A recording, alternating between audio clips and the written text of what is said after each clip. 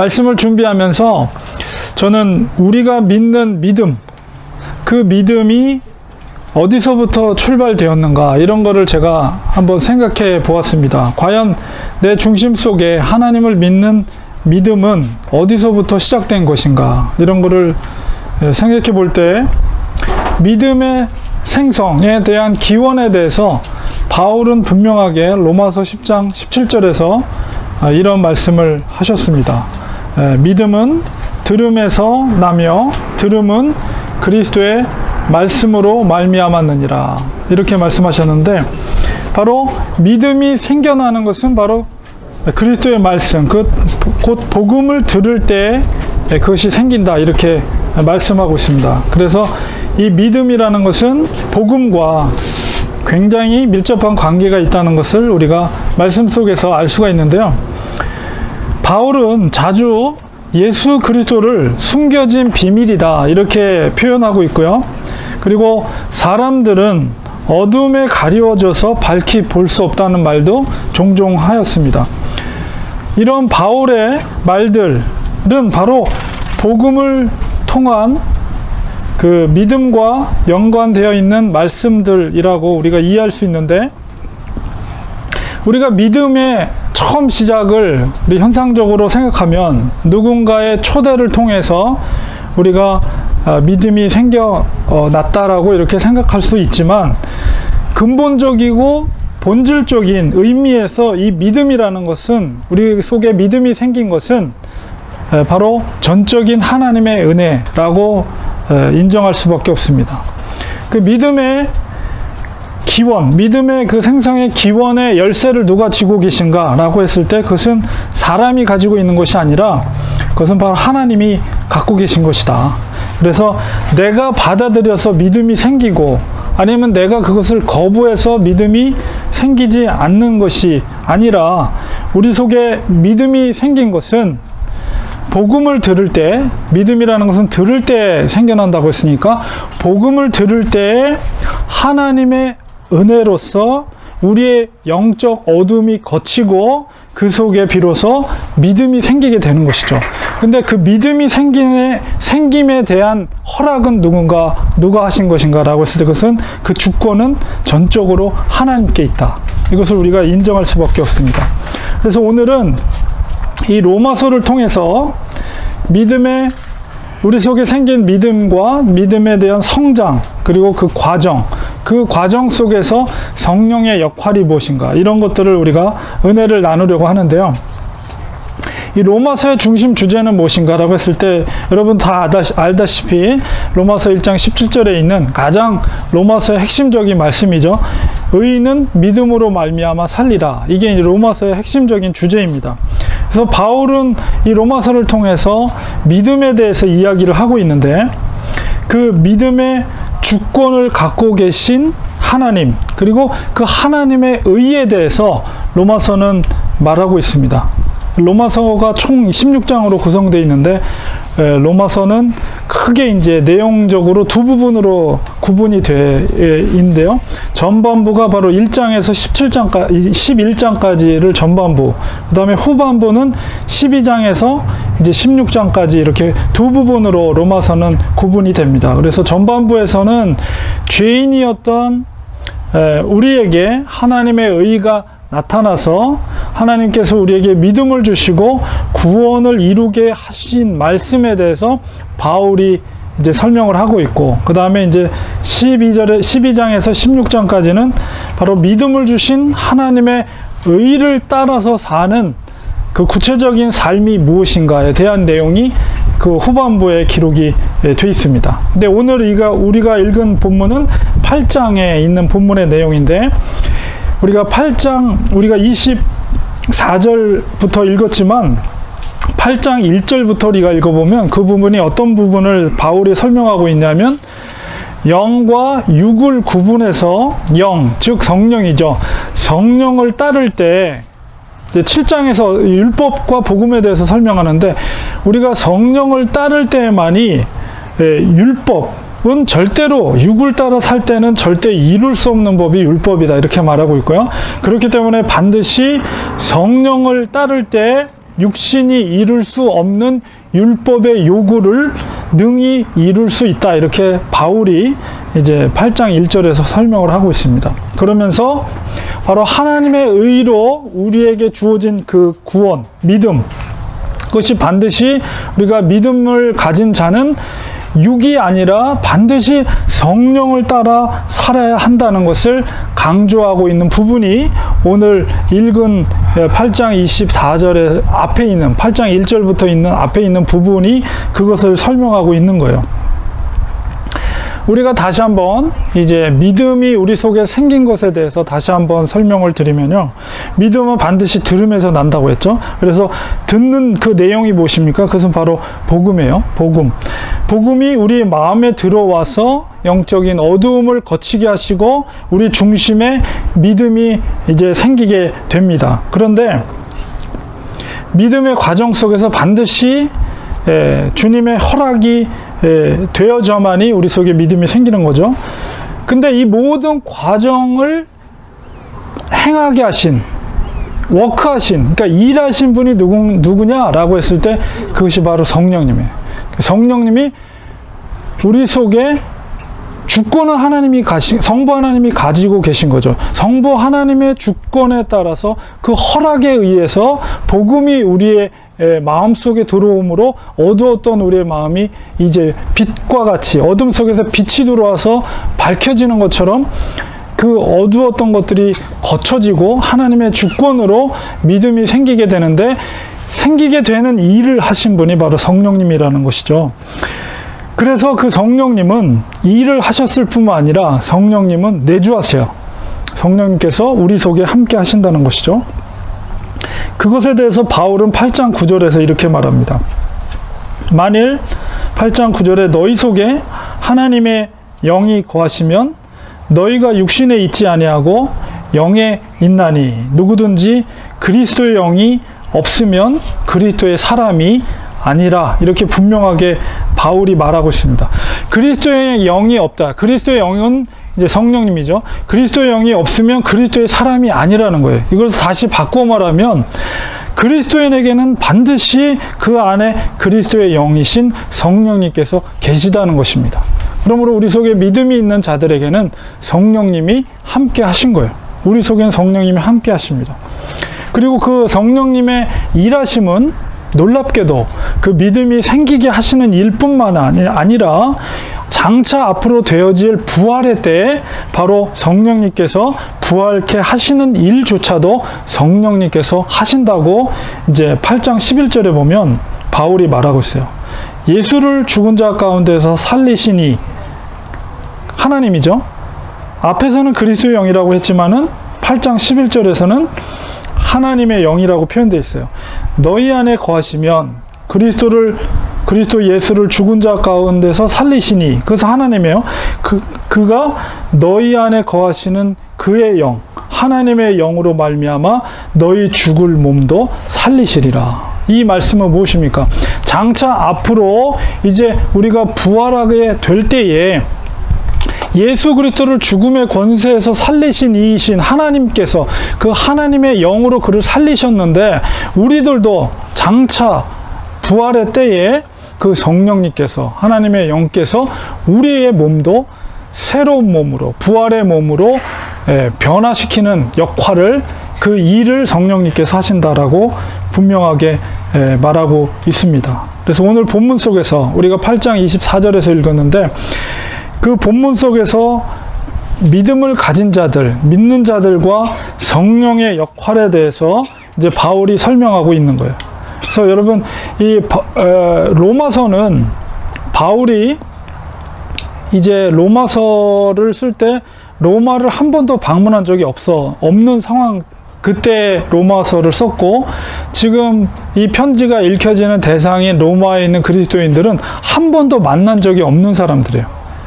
그러나 그 로마에 있는 그리스도인들은 무엇보다도 로마 황제의 핍박을 가장 가까이에서 체험하고 있는 성도들임을 바울은 누구보다도 잘 알고 있었습니다. 그렇기 때문에 지금 이 편지를 쓰고 있는 바울이 그 독자들이 어떤 상황에 있는지를 알고 있기 때문에 말씀 속에서 바울은 그들을 위로하고 현실적인 상황 속에서 소망의 메시지를 던지고 있고, 또한 성령의 그 상황 가운데 있는 성도들에게 있어서 성령의 역할이 무엇인가를 이제 설명하고 있는 부분입니다. 이제 8장 18절에 그런 내용이 나오는데, 그게 뭐냐면 현재 고난은 장차 우리에게 나타날 영광과 좋게 비교할 수 없느니라. 바울이 이 말씀을 먼저 하거든요. 이게 뭐냐면 바로 고난받고 있는 로마에 살고 있는 그리스도인들을 향해서, 너희들이 지금 고난을 받고 있지만 너희들이 앞으로 장차 받게 될 그 영광은 좋게 비교할 수 없다는 거예요. 너희들이 받고 있는 고난, 이 크게 느껴질지 모르지만 그 하나님의 은혜로 믿음이 생기고, 또 그 그리스도의 영광된 자리 가운데 너희들이 서게 될 때 그 장차 그 영광과 비교할 수 없다, 이렇게 먼저 이야기하면서 미래의 소망을 가지고 현재 고난을 이기라는 메시지를 던지고 있는 거예요. 그래서 그런 관점 속에서 오늘 읽었던 8장 24절, 25절을 우리가 이해를 해야 됩니다. 우리가 다시 한번 그 오늘 본문의 말씀을 보면 8장 24절 25절에 뭐라고 바울이 말합니까? 우리가 소망으로 구원을 얻었음에 보이는 소망이 소망이 아니니 보는 것을 누가 바라리요? 만일 우리가 보지 못하는 것을 바라면 참음으로 기다릴지니라. 이렇게 바울이 말하고 있어요. 이 소망을 얘기했지만 이 믿음, 앞서서 말한 바울이 계속 1장에서 8장까지 얘기했던 믿음과 이 소망은 뗄래야 뗄 수 없는 굉장히 밀접한 관계를 갖고 있습니다. 왜냐하면 믿음이 있어야만이 소망을 가질 수가 있어요. 믿음이 없으면 소망을 가질 수가 없어요. 그래서 우리가 히브리서 11장에도 믿음장이라고 그러죠. 믿음에 대해서 뭐라고 말합니까? 믿음은 바라는 것들의 실상이요 보지 못하는 것들의 증거다, 이렇게 표현되어 있습니다. 믿음이 있을 때 믿음의 눈으로 우리가 미래를 볼 수가 있고 소망을 갖게 되는 것이죠. 그렇게 현실의 고난 가운데 있을지라도 너희들이 믿음의 바탕 가운데 소망을 갖고 그 소망으로 또한 인내를 할 수 있게 되는 것이죠. 그래서 믿음의 눈으로 볼 때 당장 우리 눈에는 보이지 않아요. 우리가 소망을 갖는 것은 눈에 보이는 것을 소망하는 것이 아니라 눈에 보이지 않는 믿음의 눈으로 되어질 것을 믿고 바라보는 것이 소망이죠. 그렇기 때문에 그 소망을 의지해서 너희들이 현실의 고난을 인내하고 견디라는 거예요.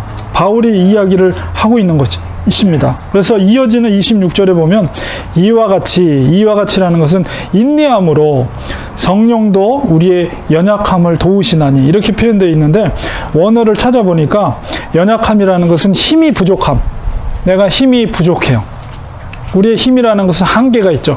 힘이 부족한데 여기서 도우신다, 우리의 연약함을 도우신다라고 해서 이 도우신다는 헬라어 원어를 찾아보니까 함께 붙잡고 있다, 이런 뜻을 갖고 있더라고요. 그러니까 우리가 힘이 연약할 때, 힘이 없을 때 성령님은 우리의 일할 때 함께 붙잡고 계시다는 거예요, 성령님이. 그래서 우리의 연약함을 도우시나니, 우리는 그렇게 함께 붙잡고 계실 뿐만 아니라 우리는 마땅히 기도할 바를 알지 못하나 오직 성령이 말할 수 없는 탄식으로 우리를 위하여 친히 간구하시느니라. 여기서 우리라고 표현되어 있는 것은 바울과 그 동행했던 동역자들을 의미합니다. 그러니까 바울이 이렇게 성도들, 로마 성도들, 고난받고 있는 성도들에게 이렇게 자신 있게 성령의 능력과 역할에 대해서 말할 수 있었던 것은 그 근거가 뭐냐라고 했을 때 바로 바울이 체험했던 성령의 충만함, 그리고 바울이 많은 선교 여행을 하면서 그 속에서 도우셨던 성령의 능력을 바울은 체험한 거예요. 그래서 그 체험을 통해서 8장 26절에 있는 말씀, 우리가 많이 인용하는 말씀이잖아요. 성령의 능력에 대해서. 그것을 자신 있게 로마에 있는 성도들에게 선포하고 있는 것이죠. 내가 선교여행을 다니며 그리고 많은 환난과 역경 속에서 성령 하나님께서 어떻게 나를 도와주셨는지, 그리고 많은 선교여행 가운데 내가 어떻게 해야 할 바를 알지 못하고 기도할 바를 알지 못하는 상황 가운데서도 성령님께서 말할 수 없는, 이거는 말로 표현할 수 없는 탄식이라는 것은 신음이에요. 그걸로 말로 표현할 수 없는 신음소리로 나를 대신해서 기도하고 계셨던 성령님을 이제 체험 가운데 바울은 깨달은 거죠. 그래서 성령의 능력이 얼마나 놀라운 것인가를 이 로마 성도들에게 자기의 체험을 바탕으로 해서 확신 있게 선포하고 있는 것입니다. 바로 우리들에게도 그것이 필요해요. 성령께서 우리 속에 내주하고 계신데 그 성령님이 어떤 능력을 갖고 계신 분인지에 대해서 우리가 너무 쉽게 간과할 때가 너무 많아요. 그러나 그 성령은 너무나도 놀랍고 능력이 많으실 뿐만 아니라 우리를 도우시는 분, 우리가 연약할 때 우리의 손을 붙잡고 계신 분, 우리가 기도할 바를 알지 못할 때도 말할 수 없는, 말로 표현할 수 없는 신음소리로 우리를 대신해서 기도하고 계시는 분, 하나님 아버지께 기도하시는 분이 성령님이시다라는 것이죠. 그러니까 그분을 우리는 인정해야 돼요. 우리 속에 내주하시는 성령님을 인정해야 됩니다. 계속해서 8장 27절, 28절, 우리 28절까지 읽었는데, 마음을 살피는 이라는 것은 마음, 누구의 마음입니까? 바로 성도들의 마음, 우리의 마음이에요. 우리의 마음을 살피는 이, 그것은 하나님이시죠. 그 하나님께서 성령의 생각을 아신다라고 말하고 있어요. 우리의 마음을 살피는 분이 성령님의 생각을 아신다. 그래서 성령이 우리를 위해서 간구하고 기도하는 것, 그것을 하나님이 누구보다도 성령의 생각을 잘 아신다, 이렇게 말하고, 이는 왜냐하면 성령이 하나님의 뜻대로, 성령님이 그냥 자기의 뜻대로가 아니라, 물론 동일한 하나님이시지만 하나님의 철저한 뜻대로 성도들을 위해서 간구한다는 거예요. 그 표현할 수 없는, 말로 표현할 수 없는 신음소리로 기도하는 것이, 그것이 철저하게 하나님의 뜻 안에서 성도들을 위해서 기도한다는 거예요. 그렇기 때문에 하나님께서 성령의 생각을 철저하게 아신다, 성도들을 향한. 이렇게 바울이 말하고 있습니다. 그리고 다른 바울의 서신에 보면 성령이 하나님의 마음을 감찰한다, 그런 내용이 있어요. 그것을 헬라어로 제가 찾아보니까 성령님께서 하나님의 마음을 서치한다, 그런 의미를 담고 있더라고요. 거기서 저는 놀라운 발견을 했거든요. 아, 성령님께서 하나님의 마음을 서치한다는 것은 하나님의 마음을 그만큼 잘 조목조목 마음을 헤아려 안다는 것이죠. 그 성령님이 바로 우리와 함께 하시다는 거예요. 그러니까 하나님의 뜻을 분별하는 것은 이미 성령님께서 하나님의 뜻을 분별해 알고 있다는 거예요. 그러니까 우리가 하나님의 뜻을 분별해 내는 것은 성령님께 우리가 철저하게 내어 맡길 때 하나님의 뜻을 분별해 알 수 있다는 것을 깨닫게 됩니다. 마지막 28절에 우리 말씀, 우리가 알거니와 하나님을 사랑하는 자, 우리는 이미 알고 있다. 하나님을 사랑하는 자들, 곧 그의 뜻대로 하나님의 목적대로 부르심을 입은 자들, 구원받은 자들, 믿음을 허락된 자들에게는 모든 것이 합력하여 선을 이루느니라. 이 말씀도 우리가 많이 인용을 하죠. 근데 이것을 이제 헬라어 본문을 이제 번역을 하면 선하게 모든 것들이 서로 동역한다, 이런 해석이 됩니다. 이 말씀에 대한 우리가 해석은 1차적으로는 바로 성령님의 동역함을 강조하고 있는 거예요. 그러니까 성령님의 동역을 통해서 하나님의 뜻을 이룬다라는 의미가 이 속에 담겨져 있어요. 그래서 우리는 근데 이제 너무 이 말씀을 누구 성도들이 뭔가 잘못된 일이 발생이 되면, 아, 하나님이 합력해서 선을 이룬다, 이렇게 했을 때 뭔가 위로하기 위해서 그런 말을 쓰는데, 1차적인 이 본문의 뜻은 성령님의 동역하심에, 성령님의 우리와 함께 하심, 그 의미가 담겨져 있습니다. 그래서 물론 누군가를 위로하기 위해서 이 말씀을 인용하는 것은 알지만은 우선적으로 성령님께서 함께 도우심에 포커스가 있다는 것을 우리가 간과해서는 안 된다는 것을 우리가 기억해야 됩니다. 그래서 성령님께서 우리를 통해서 하나님의 선을 이루신다는 거예요. 우리와 동역하셔서. 그 말씀입니다. 우리 결론을 맺겠습니다. 우리에게 믿음이 생기고 또 믿음이 자라나는 성화의 과정을 주도하고 이끄는 역할을 하시는 분이 성령님이십니다. 그런데 놀랍게도 그 성령님을 우리에게 주신 바 되었다라고 바울은 말하고 있고 우리가 이미 받았다라고 바울은 이야기하고 있는데요. 8장 15절에 보면 너희는 다시 무서워하는 종의 영을 받지 아니하고 양자의 영, 이거 바로 성령님이에요. 양자의 영을 받았으므로 우리가 아빠 아버지라고 부르짖느니라.